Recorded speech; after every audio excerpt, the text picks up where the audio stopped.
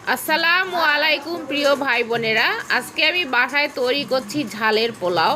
ঝালের পোলাও তৈরি করার জন্য আমি দেশি একটা চিকেন নিয়েছি। চিকেনটা সুন্দর করে কষিয়ে নিয়েছি। এখন দিয়ে দিলাম ছোলা বুট, ছোলা বুটটাও কষিয়ে নিয়েছি। তারপর দিয়ে দিচ্ছি পোলা চাল। পোলা চালটা আমি 2-3 মিনিটের মতো ভালো করে মাংসটার সাথে কষিয়ে নেব। ঝালের পোলাওটা হলো নওগাঁ জেলার একটা ঐতিহ্যবাহী খাবার। চালটা কিনে আমি সুন্দর করে ঝরঝরে করে কষিয়ে নিয়েছি। এখন আমি এখানে ফুটন্ত গরম পানি দিয়ে দিব। চাউলের পরিমাণ অনুযায়ী পানিটা দিতে হবে, নয়তো পোলাওটা কিন্তু ঝরঝরে হবে না। দেখতে পাচ্ছেন সুন্দরভাবে ফুটে উঠেছে, আর কালারটাও কিন্তু অসাধারণ এসেছে। আমি সুন্দর করে আরেকটু নেড়ে চেড়ে ঢাকনা দিয়ে দিব। দিয়ে পানিটা শুকিয়ে আসা পর্যন্ত জাল করে নিতে হবে। আসলে পরিবারের সবার কথা চিন্তা করে যে কোনো ধরনের দেশের ঐতিহ্য খাবার কিন্তু ট্রাই করা যায়। আমি এখন ঢাকনা দিয়ে দিচ্ছি। এই তো আমার ফাইনাল লুক তৈরি হয়ে গেছে আমার ঝালের পোলাও।